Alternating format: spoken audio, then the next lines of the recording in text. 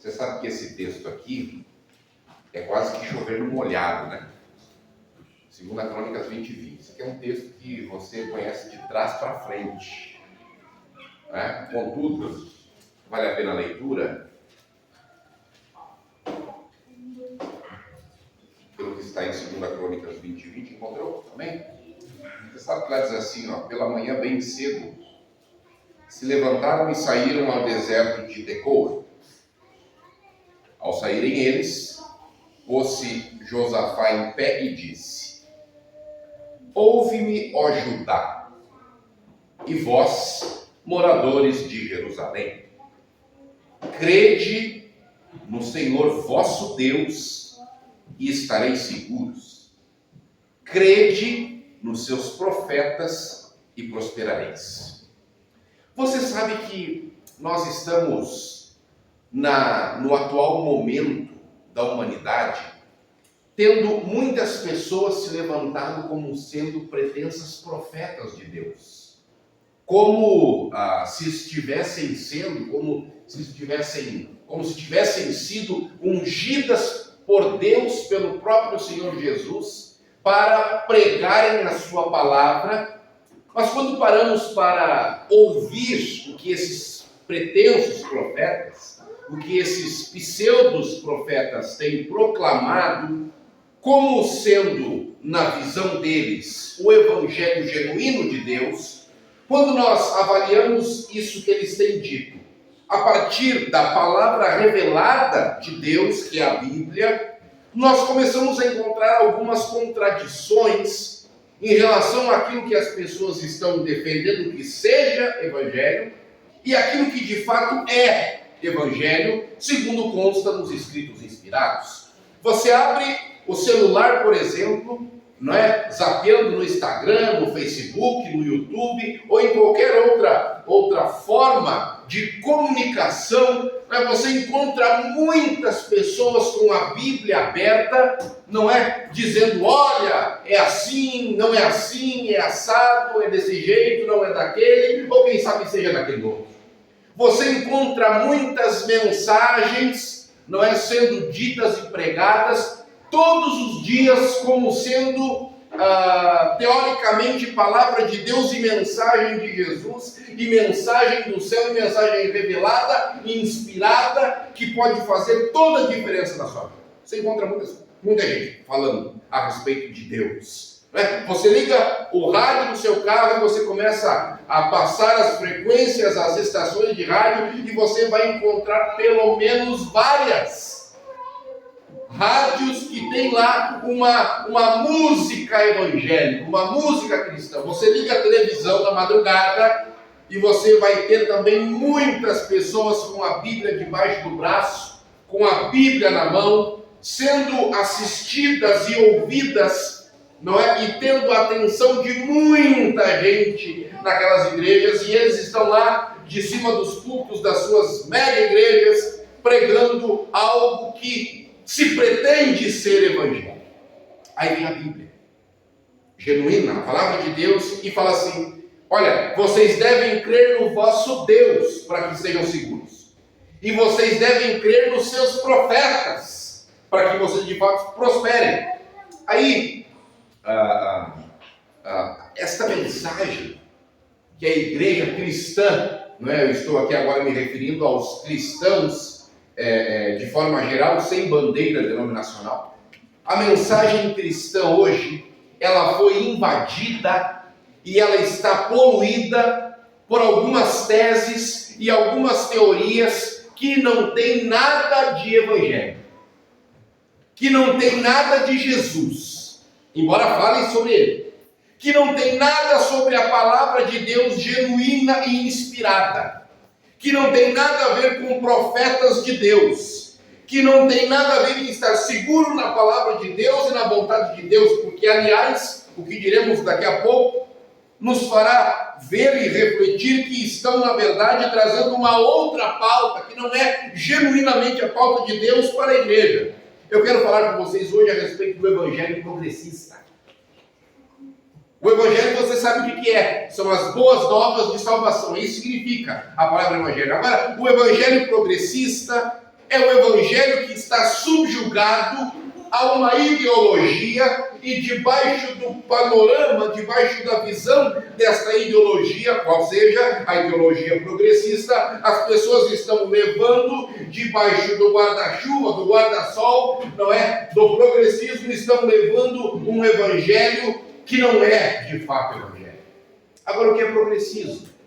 O progressismo é uma ideologia, é uma corrente de pensamento que defende a seguinte tese: olha, tudo aquilo que estava no passado, todo o aprendizado, todos os costumes, tudo aquilo que está no passado, a partir de agora não vale mais, não serve mais, não atende mais ao que a sociedade necessita. Então, todos os dogmas, todas as crenças, todas as práticas humanas, tudo que está no passado deve morrer lá. O que vale é a experiência sensorial do aqui e agora, e a partir da experiência sensorial humana do aqui e agora, nós construiremos uma nova sociedade baseada no progresso. Por isso o nome é progressismo.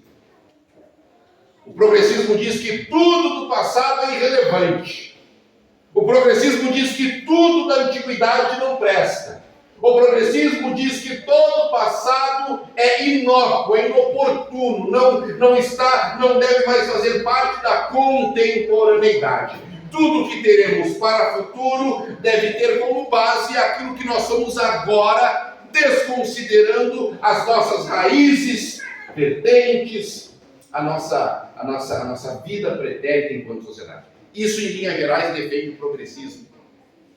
E aí, então, pegam o Evangelho, pegam a Bíblia, à luz desta visão, e trazem dentro deste novo panorama cristão algumas teses estranhas à palavra de Deus genuína.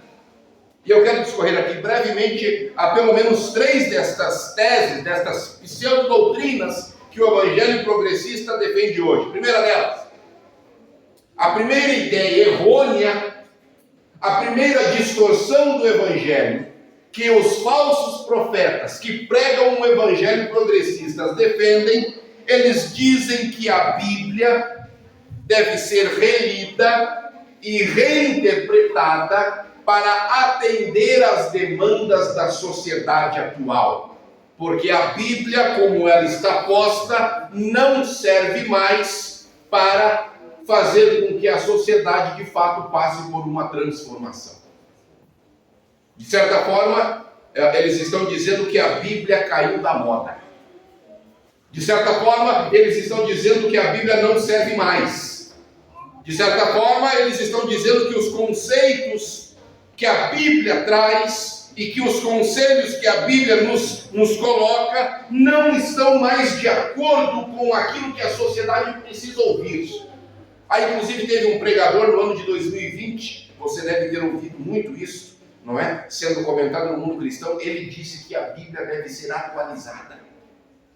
O Ed Renekiewicz, pastor da igreja batista em Água Branca, São Paulo, disse isso no púlpito da sua igreja. E é de chocar como inclusive algumas pessoas no nosso meio começam a acreditar em tais teses. De que a Bíblia, você não deve tomá-la de forma literal, não, jamais, em tempo algum. A Bíblia é um livro temporal, ou seja, ela foi escrita para um tipo de sociedade, para um tipo de pessoas, com demandas sociais específicas daquela época. Então, nós não podemos transportar os princípios bíblicos de outrora para os dias de hoje, porque as demandas que a sociedade tem hoje são diferentes daquelas que a sociedade do tempo bíblico tinha necessidade. Então nós não podemos tomar a Bíblia como sendo um livro atemporal, ou seja, que atenda toda a história da humanidade, mas isso não tem nada de bíblico. Isso não tem nada de evangelho. Isto não tem nada a ver com o que a Bíblia de fato diz a respeito dela. Ora, você deve lembrar que a Bíblia no Salmo 119, no verso 105, fala assim: lâmpada para os meus pés é a tua palavra e luz para o meu. A pergunta que se estabelece é: bom, se a Bíblia e os seus conceitos, se a Bíblia e as suas ideias, se a Bíblia e os seus ensinos, se a Bíblia e os seus princípios não atendem, não é, segundo eles, às demandas da sociedade atual, não seria o mesmo que dizer que a lâmpada, que é a palavra de Deus, se apagou? Acaso pode a luz, a lâmpada de Deus, o luzeiro de Deus, pode acaso o refletor que ilumina o nosso caminho no mundo de trevas ter perdido de fato a sua validade? Sim ou não, gente? Claro que não. Nós continuamos crendo que esse livro é revelado por Deus. Nós continuamos acreditando que esse livro traz ensinos que valem sim ainda hoje. Nós acreditamos que as pessoas, ao terem um encontro com a palavra de Deus, elas são automaticamente remetidas a Jesus, e quando elas se encontram com Jesus, a partir daquilo que a Bíblia fala a respeito de Jesus, elas transformam a sua vida. Sim ou não? Deveria ser assim.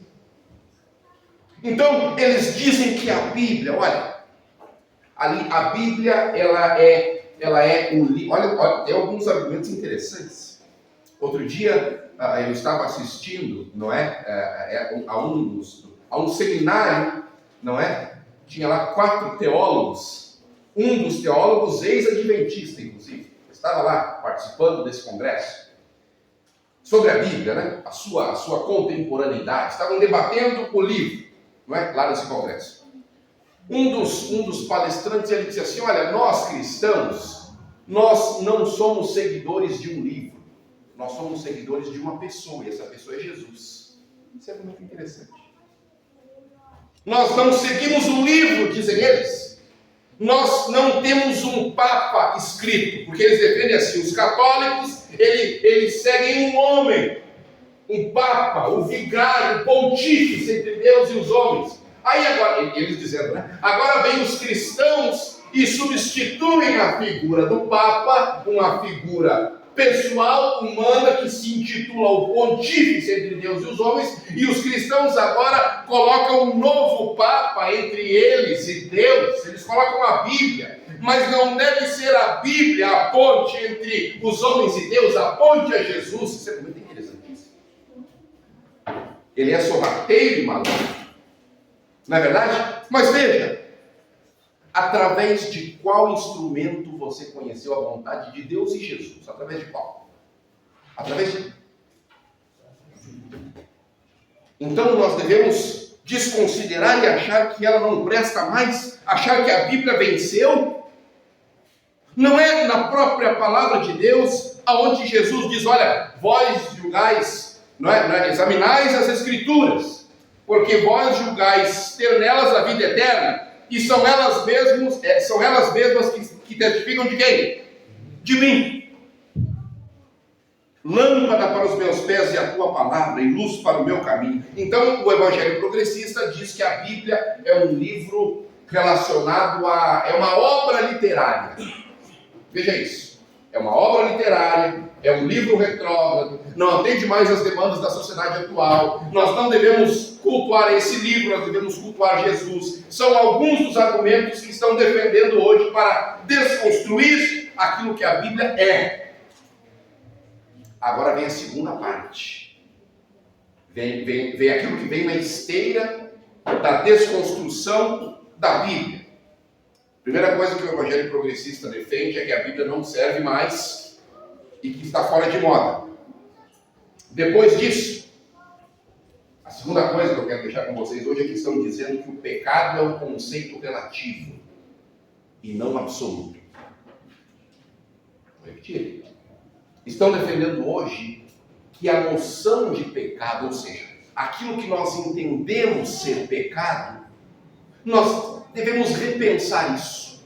E nós não podemos dizer que algo é pecado sem avaliar de fato se isso é pecado, apenas da minha compreensão, ou se de fato isso é um pecado. Ou seja, estão relativizando o conceito do que seja pecado ou não. Agora, isso é muito interessante, porque quando nós vamos à palavra, nós temos algumas sentenças que nos norteiam em relação àquilo que seja de fato pecado ou não.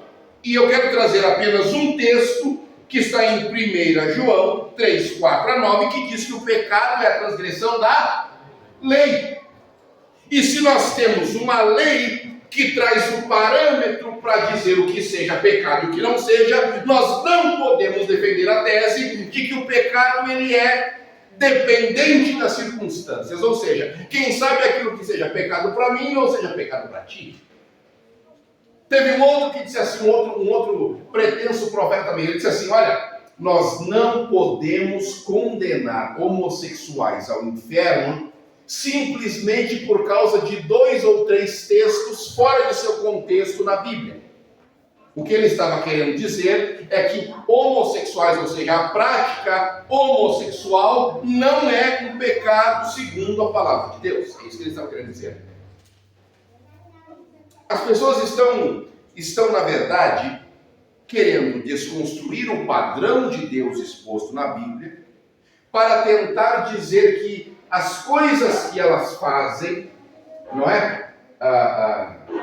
Que de certa forma se chocam com algum conceito bíblico. Olha, nós temos que repensar isso, porque será que de fato isso é pecado? No que se refere à pauta, essa que eu mencionei, dos homossexuais, chegaram a dizer a seguinte coisa, outro dia. Teve um pregador que disse assim, olha, como pode um casal homoafetivo que se respeita, que um vive apenas para o outro, ou seja, é uma relação monogâmica, porém homossexual. Não é? Como pode 2 pessoas que se respeitam, 2 pessoas que se amam, 2 pessoas que estão se ajudando, que estão compartilhando de uma história para crescerem juntas, como que pode 2 pessoas que estão fazendo bem uma à outra e também à sociedade, como podem essas pessoas estarem em pecado? Olha que tese bonita e interessante. Significa então dizer que se você estiver fazendo uma coisa que te faz bem, se você estiver fazendo uma coisa que, na visão da grande maioria, não constitui um erro, significa então, a partir desta visão, que isto não seja um pecado. Mas na Bíblia nós não temos essa perspectiva exposta. Na Bíblia nós temos que o pecado é a transgressão da... E a lei, por sua vez, reflete o caráter de quem? Dos homens. A lei expressa na palavra de Deus não é exatamente a expressão do caráter do próprio Deus? Sim ou não? Então, quando eu defendo que o pecado é uma ideia relativa e que nós temos que avaliar se a prática de uma pessoa é ou não pecado, com base na história de vida da pessoa, com base na conjuntura social onde ela está inserida, com base em muitas outras coisas. Quando a gente defende que o pecado ele deve ser avaliado para se chegar a uma conclusão que é pecado ou não, nós estamos desconstruindo o texto bíblico que diz que há uma lei posta. Esta lei reflete o caráter do Deus que é o legislador, e todo mundo que quebra essa lei está cometendo pecado. Então nós não podemos defender e avalizar a ideia de que, não, é bonito, está todo mundo fazendo. Essa ideia de homem e mulher, de macho e fêmea, isso já é uma coisa antiquada, está no passado. O que importa hoje é ser feliz, o que importa hoje é se satisfazer, o que importa hoje é sentir prazer. Então, se não fere a sociedade, então, se não faz mal aos dois, não é pecado. É isso que estão dizendo. Mas na Bíblia, que não está ultrapassada, o pecado é a transgressão da... E na lei diz, não adulterarás. O que é isso? Não adulterar é não tirar as coisas da sua forma original. Não adultere as coisas como elas são ou deveriam ser. Então, o cristianismo progressista diz que você não pode seguir esse livro à risca. Na esteira disso, eles defendem que, olha, vamos repensar o que é pecado.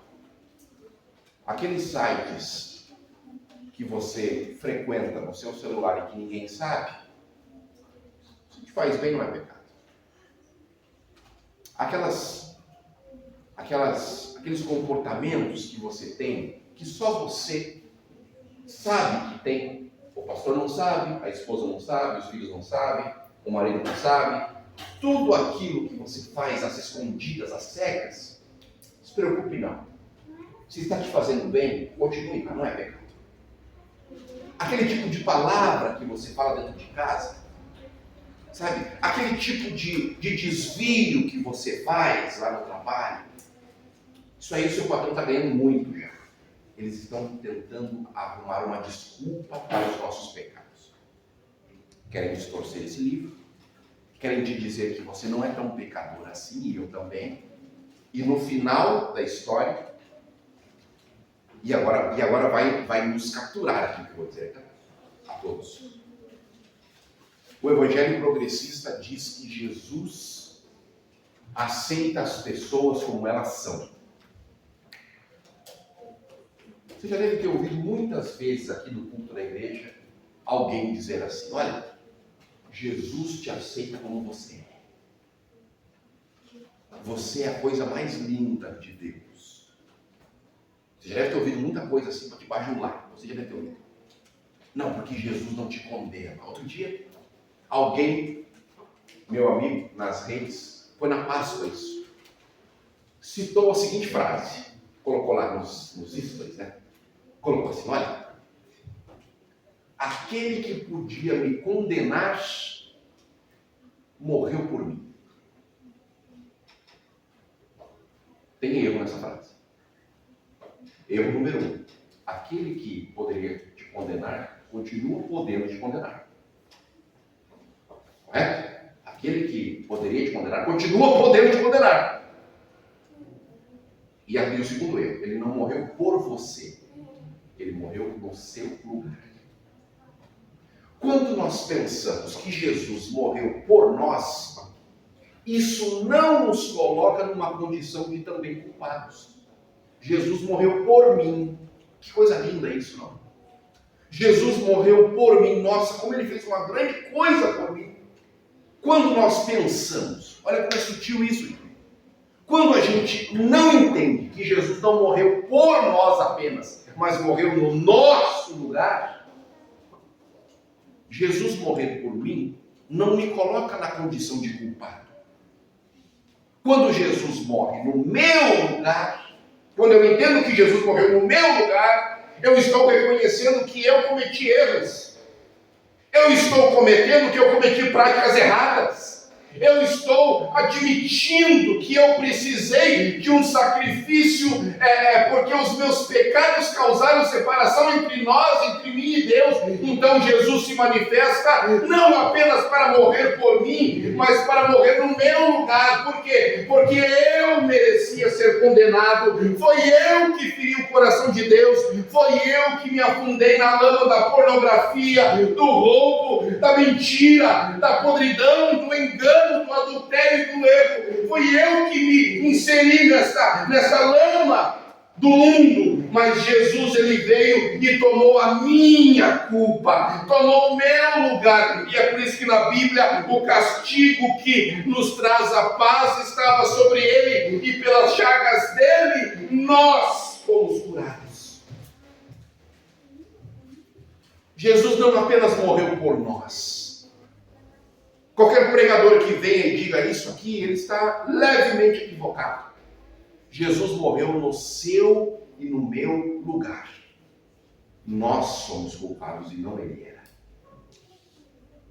Agora você vê, as pessoas querem vir para Jesus pensando que Jesus as aceita como elas são, e elas estão pensando, à luz do que está sendo dito hoje como pseudo-evangelho, as pessoas estão pensando que podem vir para Jesus, e porque ele os aceita como as pessoas são, as pessoas estão achando que não precisam mais mudar nada na sua vida depois que aceitam a Jesus. Afinal de contas, ele me aceita como eu sou. Se ele me aceita como eu sou, por que eu preciso de mudança? Se Jesus me aceita como eu sou, por que eu preciso abandonar a bebida?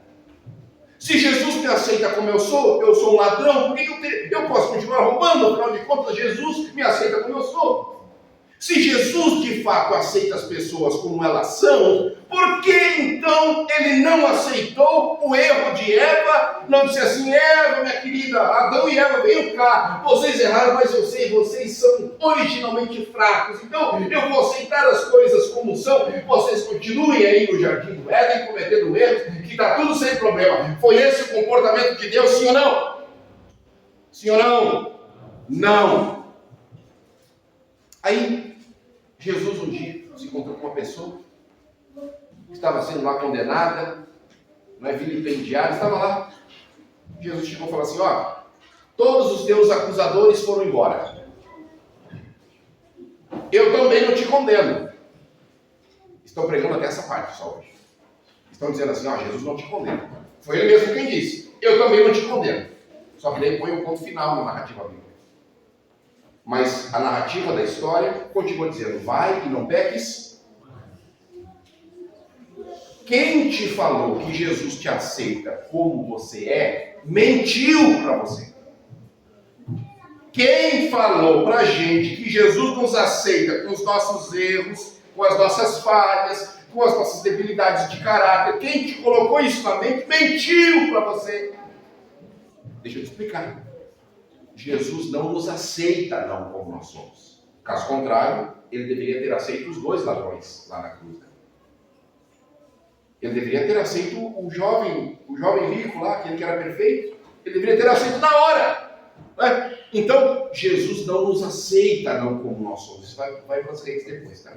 Jesus não te aceita como você é, mas o que Jesus faz? Jesus te recebe e Jesus me recebe como nós somos. Cheio de erros, ele te recebe. Cheio de falhas e debilidades comportamentais, de deformidades de caráter, ele te recebe e me recebe. Cheio de problemas comportamentais, depressivo, angustiado, mergulhado em algum vício, qualquer que seja o lugar ou a prática que a gente cometa, a boa notícia de hoje é: Jesus nos recebe como nós somos, sim. Ele recebe o ladrão, ele recebe a meretriz, ele recebe os doentes, ele recebe os desesperados, ele recebe aqueles que estão com fardo muito pesado para carregar. Jesus, sim, recebe todas as pessoas, mas ele mesmo diz: vinde a mim todos os que estáis cansados e sobrecarregados, porque eu vou aliviar. Ou seja, você vem cansado, você vem triste, você vem sobrecarregado, você vem aflito, você vem e nós vamos a ele cheio de erros, mas quando nós nos achegamos perto da presença dele, tudo muda. Do dia para a noite? Não. Mas gradativamente a nossa vida vai se transformando outra por causa daquele que nós estamos seguindo. Ele vai transformando a nossa história. Este é Jesus Cristo. Então, nós continuamos acreditando que esse livro é lâmpada. Nós continuamos acreditando que há um Deus legislador que instituiu leis, e essas leis nós devemos seguir, sim. Não estão antiquadas e ultrapassadas, não. Porque Deus é o mesmo ontem, hoje e amanhã, o será sempre. E nós sabemos que Jesus não apenas morreu não apenas morreu por nós, o que não nos coloca como culpados. Jesus morreu no teu lugar. No teu lugar, no teu lugar, no meu lugar. Então nós éramos culpados, mas ele assumiu a nossa culpa e pagou o preço. E por causa disso, nós temos que ir até ele e buscar fazer o que ele manda. E se vocês me amam, guardem os meus. Assim diz o Senhor. Este é o Evangelho genuíno. E hoje você ouviu não um falso profeta pregando uma falsa mensagem. Hoje você ouviu a Bíblia ser aberta e ouviu Jesus te convidando a ir até Ele, para fazer a vontade dEle, para crer no livro que Ele tinha nas mãos quando pregava. Era isso que ele queria. Amém? Temos sido final? Não? Pode pôr tudo por Ele? Dá para ser? Tá. Então fique de pé e vamos cantar o Senhor.